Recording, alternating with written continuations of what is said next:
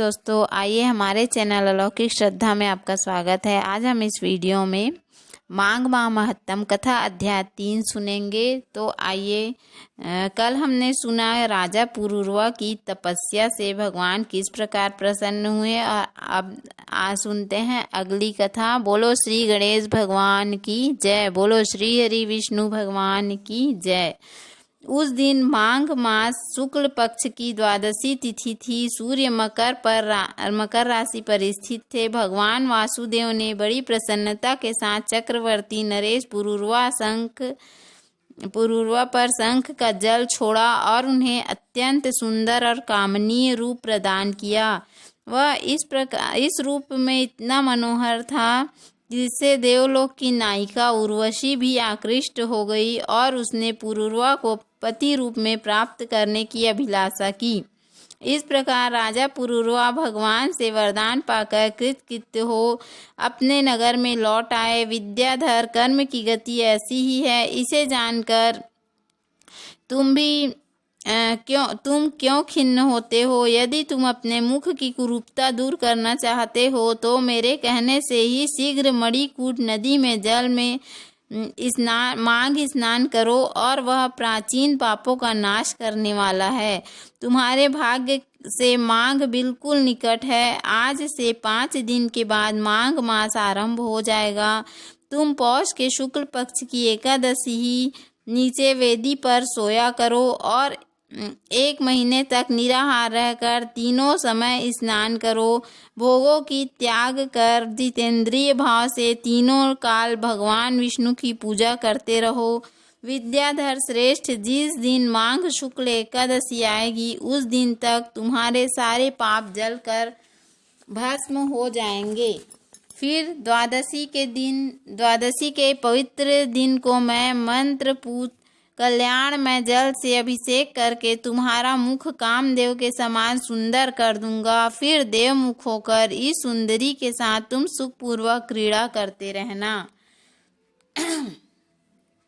विद्याधर, माघ के स्नान से विपत्ति का नाश होता है और माघ के स्नान से पाप नष्ट हो जाते हैं। माघ सब व्रतों से बढ़कर है तथा यह सब प्रकार के दानों का फल प्रदान करने वाला है। पुष्कर, कुरुक्षेत्र, ब्रह्मवर्त, पृथुदक, अविमुक्त क्षेत्र, काशी, प्रयाग तथा गंगा सागर संगम में 10 वर्षों तक शौच, संतोष आदि नियमों का पालन करने से जो फल प्राप्त होता है वह माघ के महीने में 3 दिनों तक प्रातः स्नान करने से ही मिल जाता है। जिनके मन में दीर्घ काल तक स्वर्गलोक के भोग भोगने की अभिलाषा हो, उन्हें सूर्य के मकर राशि पर रहते समय जहाँ कहीं भी जल मिले प्रातः काल स्नान करना चाहिए। आयु, आरोग्य, रूप, सौंदर्य एवं उत्तम गुणों में जिनकी रुचि हो उन्हें सूर्य के मकर राशि पर रहने तक प्रातः काल अवश्य स्नान करना चाहिए। जो नरक से डरते हैं और दरिद्रता के महासागर से जिन्हें त्रास होता है उन्हें सर्वथा प्रयत्न पूर्वक माघ मास में प्रातः काल स्नान करना चाहिए। देव श्रेष्ठ, दरिद्रता, पाप और दुर्भाग्य रूपी कीचड़ को धोने के लिए माघ स्नान के सिवा दूसरा कोई उपाय नहीं है। अन्य कर्मों को यदि श्रद्धा पूर्वक किया जाए तो वे बहुत थोड़ा फल देते हैं, किंतु माघ मास स्नान यदि श्रद्धा के बिना भी विधि पूर्वक किया जाए तो वह पूरा फल देता है। गांव से बाहर नदी या पोखरे में के जल में जहाँ कहीं भी निष्काम या सकाम भाव से माघ स्नान करने वाला पुरुष इस लोक और परलोक में दुख नहीं देखता। जैसे चंद्रमा कृष्ण पक्ष में क्षीण होता है और शुक्ल पक्ष में बढ़ता है, उसी प्रकार माघ मास में स्नान करने पर पाप क्षीण होता है और पुण्य राशि बढ़ती है।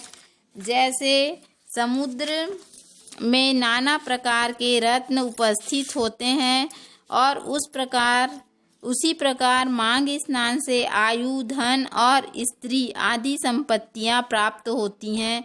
जैसे कामधेनु और चिंतामणि मनोवांछित भोग देती है, उसी प्रकार माघ स्नान सब मनोरथों को पूर्ण करता है। सतयुग में, तपस्या को त्रेता में, ज्ञान को द्वापर में और भगवान के पूजन को कलयुग में दान को उत्तम माना गया है। परंतु मांग का स्नान सभी युगों में श्रेष्ठ समझा गया है।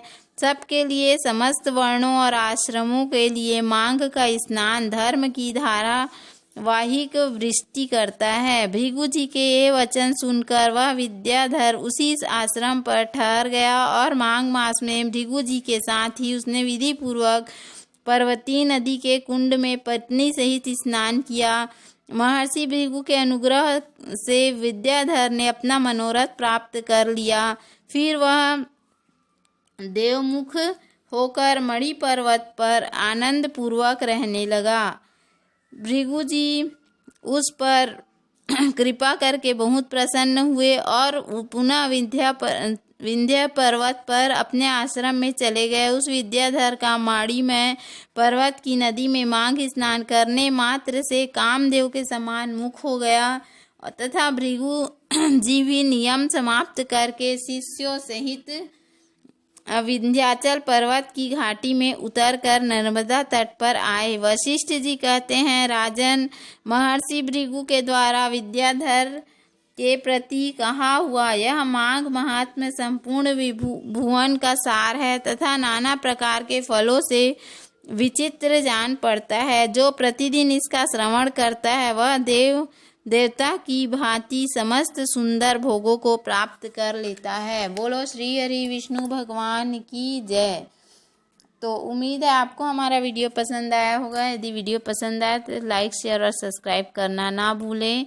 कमेंट में जय श्री हरि विष्णु अवश्य लिखें।